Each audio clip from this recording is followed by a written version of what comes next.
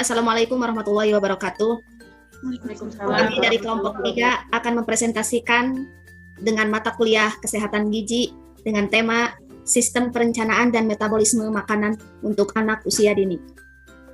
Sebelum itu, kami memperkenalkan dulu kelompok 3. Yang pertama saya Lani Nurlaila. Bu Mira, tolong diangkat tangannya. Bu Resti, Bu Iyar, Bu Sophie Siti Sophia, Bu Ella Hayati, Bu Pina Nur Apipah, dan Bu Ima Sarimana. Sebelum kita lanjut, mari kita lihat dulu PPT dari kelompok 3. Sistem perencanaan dan metabolisme makanan. Apakah sudah terlihat? Belum, Bu. Ya, ada, Bu. Sudah ada ya? 4 prinsip utama gizi seimbang. Yang pertama, pentingnya pola hidup aktif dan berolahraga. Yang kedua, mengkonsumsi makanan dengan beraneka ragam. Yang ketiga, menjaga berat badan ideal. Dan yang keempat, menerapkan pola hidup bersih dan sehat. Untuk selanjutnya, lanjutkan kepada teman saya, silakan. Baik, dampak dari gizi yang tidak seimbang adalah anak bisa mengalami kekurangan gizi yang disebabkan oleh kurangnya asupan gizi seperti karbohidrat, protein, vitamin, dan mineral. Juga penyakit infeksi seperti diare dan campak. Dampak lainnya adalah kelebihan gizi yang terjadi karena asupan kalori dan energi yang dikeluarkan tidak seimbang. Ini bisa mengakibatkan obesitas dan penyakit degeneratif seperti diabetes mellitus atau sakit gula, juga resiko stroke dan kanker. Sekian. Untuk selanjutnya, terima kasih Bu Pina. Untuk selanjutnya, silakan. Penyebab langsung dan tidak langsung pada kurang gizi. Masalah gizi seimbang dan buruk dipengaruhi langsung oleh konsumsi pangan dan penyakit infeksi, dan secara tidak langsungnya dipengaruhi oleh pola asuh, ketersediaan pangan, sanitasi, dan air bersih atau pelayanan kesehatan dasar yang tidak memadai. Selanjutnya, Bu Mira, silakan. Maaf, mungkin karena sinyalnya kurang bagus, saya bacakan lagi ya.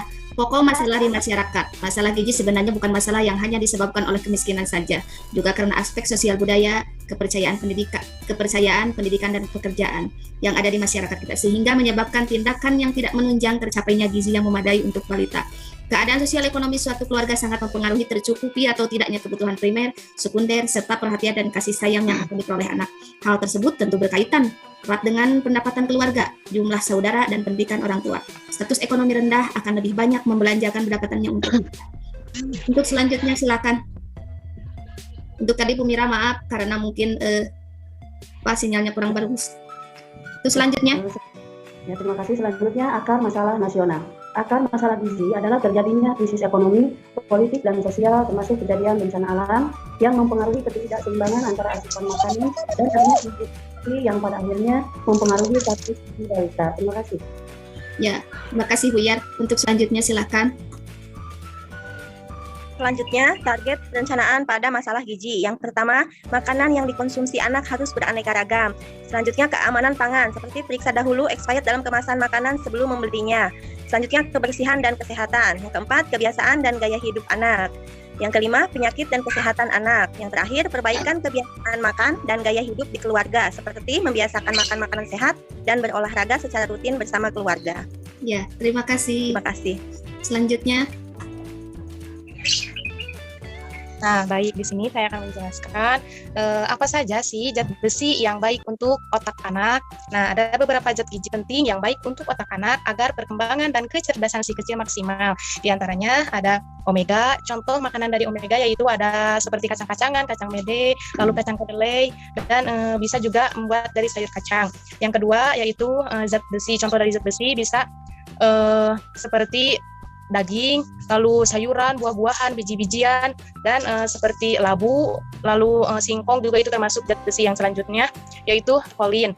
Nah, kolin ini contohnya makanan kolin seperti susu, lalu daging sapi, dan telur. Contoh dari makanan yang selanjutnya yaitu vitamin B12. Contohnya seperti makanan laut, seafood, lalu daging sapi juga bisa, dan telur. Nah, itu penting untuk si kecil untuk diberikan makanan yang bergizi agar kecerdasan otaknya itu maksimal. Terima kasih. Silakan selanjutnya. Oke, untuk selanjutnya, angka kecukupan gizi. Yang pertama, kelompok umur 0 sampai 5 bulan, berat badan 6 kg, tinggi badan 60 cm, energi 550 kal, protein 12 gram, lemak 31 gram.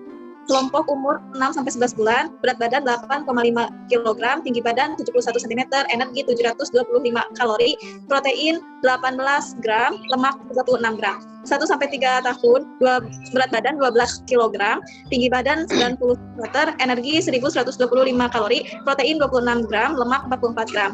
Untuk 4-6 tahun, berat badan 17 kg, tinggi badan 110 cm, energi 1600 kalori, protein 35 gram, lemak 62 gram. Untuk yang terakhir 7-9 tahun, berat badan 28 kg, tinggi badan 120 cm, energi 1850 kalori, untuk protein 49 gram dan lemak 72 gram. Ya, terima kasih. Selanjutnya, saya akan memberikan contoh makanan bergizi. Makanan bergizi di dalamnya harus mengandung diantaranya karbohidrat, protein, dan lemak. Jenis makanan yang termasuk karbohidrat diantaranya nasi, roti, kentang, dan ubi. Lalu jenis makanan yang mengandung protein diantaranya telur, kacang-kacangan, ikan tuna, susu, dan olahan lainnya. Selanjutnya, makanan yang mengandung lemak diantaranya daging, ikan, susu, telur, dan minyak nabati. Nah, itu mungkin contoh makanan bergizi. Selanjutnya, bahaya makanan instan pada anak. Bahayanya diantaranya mengganggu perkembangan otak dan fungsi memori anak, kegemukan atau obesitas, gangguan pernapasan karena obesitas, mudah lemas karena kurangnya asupan gizi, protein, dan mineral, timbulnya penyakit kronis seperti diabetes, hipertensi, dan kanker. Gigi jadi mudah rusak, juga gangguan usus. Sekian mungkin dari saya.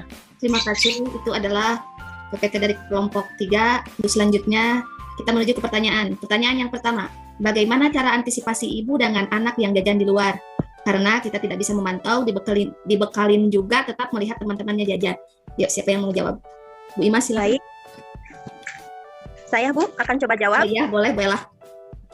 Untuk mengantisipasinya, caranya dengan membiasakan membawa bekal dari rumah dan kerjasama dengan guru memberikan pengenalan terhadap bahaya jajan sembarangan, serta pengenalan makan makanan sehat dan tidak sehat pada anak. Mungkin seperti itu, Bu. Terima kasih.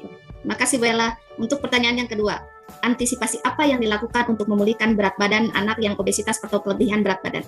Silakan mungkin. Insya Allah saya akan mencoba untuk menjawabnya. Untuk antisipasinya, diantaranya berolahraga secara teratur, banyak minum air putih, dan jangan terlalu banyak minum minuman yang mengandung pemanis buatan. Ya, makanannya harus diperhatikan. Jumlah kalori dalam makanan juga harus diperhatikan. Ya, jangan terlalu banyak makan yang manis-manis. Mungkin segitu. Ya, terima kasih Bu Imas.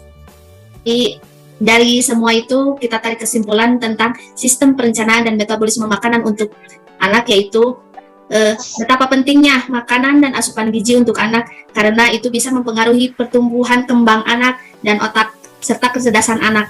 Maka dari itu kita harus mengenalkan sejak dini makanan yang tidak boleh dimakan dan makanan yang boleh dimakan untuk anak, dan mengenalkan perbedaan makanan untuk anak-anak dan untuk dewasa.